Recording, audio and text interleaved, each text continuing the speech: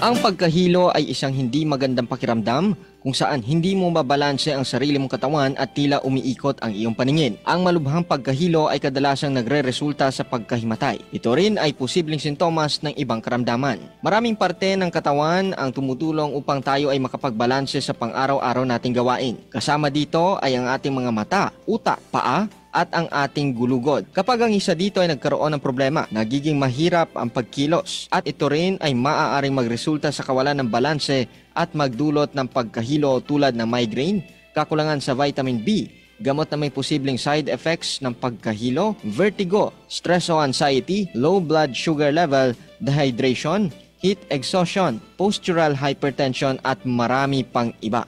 Kung ang iyong pagkahilo ay nagmumula sa pananakit ng ulo o migraine, maaaring ireseta ng iyong doktor ang paracetamol. Ugaliin pa rin magpakonsulta sa doktor upang makasiguro sa sanhi ng lagnat na mayroon ka at mabigyan ng angkop na gamot upang gumaling. Halim Abbas, NDBC, Bida Balita.